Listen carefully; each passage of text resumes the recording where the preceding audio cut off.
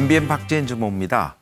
오늘은 그 내년도 2019년도의 강남 부동산의 운명에 대해서 한번 진단을 해보겠습니다. 고종환 한국자산관리원장 나와 계십니다. 안녕하세요. 네, 안녕하십니까. 최근 그 강남 아파트 가격이 이제 9.13 부동산 대출 한 5주 만에 이제 하락세로 네. 전환되고 또 강북 지역의 부동산 상승세도 상당히 좀 주춤해지고 있는 것 같습니다. 가장 큰 원인은 뭐라고 보십니까? 네, 현재 부동산 시장이 이제 9.13 대책이 나오고 나서 이제 그 2달 가까이 되었잖아요. 네. 그러다 보니까 이제 시장 자체가 숨고르기 장세에 들어갔다. 네. 이제 투자자들이 이제 수요자들이 일단 관망세를 보이고 있다. 이건 어떻게 할 수 있는가 그러면 거래가 급감하고 있고 거래 절벽 현상이 나타나고 있고요. 그런 가운데 강남권 아파트가 계속해서 고공행진했었잖아요. 재건축. 또래 이제 마이너스로 돌아섰다는 점은 시장의 상승세가 한풀 꺾였다. 이제 상승보다는 좀 보합 내지는 하락의 무게감에 쏠린다고 볼 수 있고요. 그다음에 노도강 우리가 이제 마용성 이런 얘기 하잖아요. 강북의 대표 지역들이 최근 들어서 집값 상승을 주도했는데 이들 지역도 상승폭이 절반 이하로 둔화되고 있어요. 이 얘기는 이제 비수기도 좀 겹쳐 있고 여기도 이제 매수세가 많이 줄어들면서 거래 절감 속에 가격이 이제 진정 국면에 드는 것으로 이렇게 분석이 됩니다. 대출 뭐 규제라든지 그런 게 제일 좀 크겠죠. 아, 그렇죠. 이제 가장 큰 게 DSR, 청부채 원리금 상환. 이게 이제 지난달 말부터 시행이 들어갔죠. 여기다가 금리 인상도 좀 예고가 되어 있고요. 역시 이제 9.13 대책의 약발이 좀 뒤늦었지만 지금 나오고 있는 것이다. 그렇게 보여지고 실물 경기 둔화에다가 정부가 9.21 대책에서 또 공급 확대 정책을 내놓았잖아요. 이런 점들도 좀 복합적으로 작용한 것으로 분석이 됩니다. 그러더라도 이제 시중에서는 강남 부동산 불패 신화에 대한 믿음이나 꼭 지금은 좀 빠지지만 또다시 재상승을 할 거다 하는 그런 기대감이 있는 것 같아요. 어떻게 보면 그렇죠. 그 전무님이 날카롭게 지적하셨는데 저도 이런 질문 정말 많이 받거든요.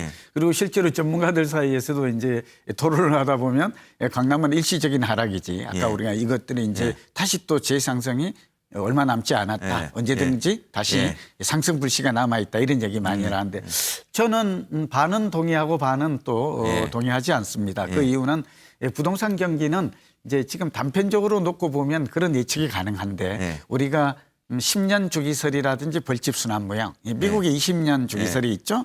또 여기에 미치는 핵심 요인들, 그러니까 실물 경기나 정책이나 금리나 수급이나 심리 등 이런 것들을 좀 종합적으로 감안하고 특히 거래량이 급감하고 있다는 점을 주목해야 돼요. 이게 지금 선행 지표 역할을 하거든요.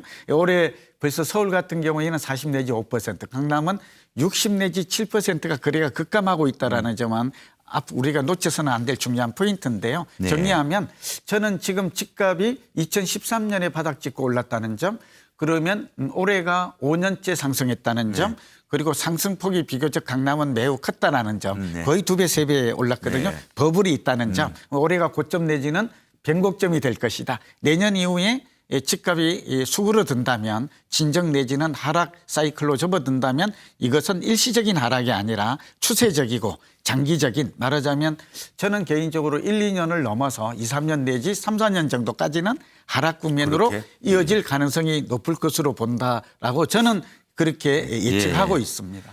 근데 이제 강남 집값이 이제 하락하면은 상대적으로 이제 강북 지역, 아까 뭐 노도광이라 해서 이제 노원구, 그다음에 도봉구, 강북구 이런 쪽은 좀 어떻게 보십니까? 네, 이건 어렵지 않은데요. 예측이 과거에도 보면 강남은 그 리딩 마켓이라고 해서 선도 시장이었어요. 그리고 재건축이 늘 먼저 지난 30년간 그랬어요. 오르고 나면 이게 확산의 법칙이 돼서 인접지역 또 주변 지역까지 이렇게 확산됐거든요.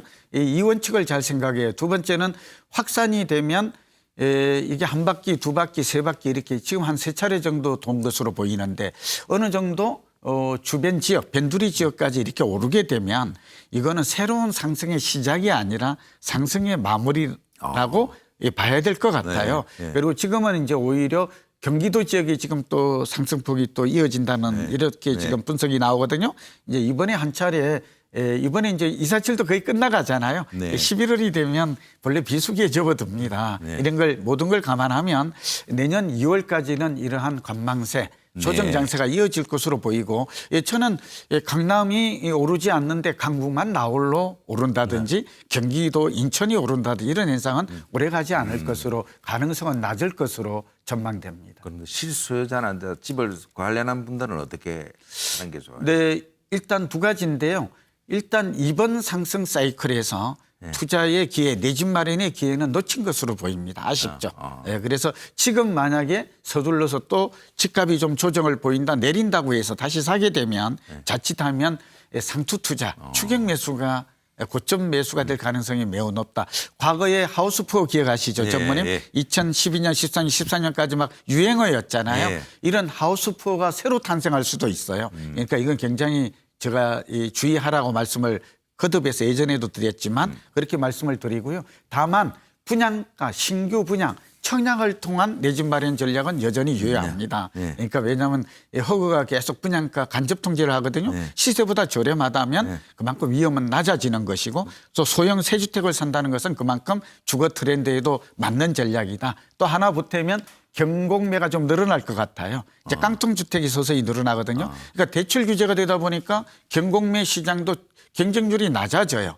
그만큼 매물이 늘어나면 이제 우리가 경공매에 참여해서 낙찰률은 오히려 확률은 높아질 수 있는 거죠. 이 두 가지 방법을 잘 활용하고 그렇지 않은 것은 좀 더 충분히 기다렸다가 저는 개인적으로 2, 3년 정도 기다렸다가 많이 빠지면 그때 내 집 마련 기회로 삼는 전략이 현명한 방법이 아닐까 생각됩니다. 네, 좋은 말씀 감사합니다. 감사합니다. 지금까지 2019년도 강남 아파트의 운명에 대해서 한번 진단을 해봤습니다. 박재인의 경제노트였습니다.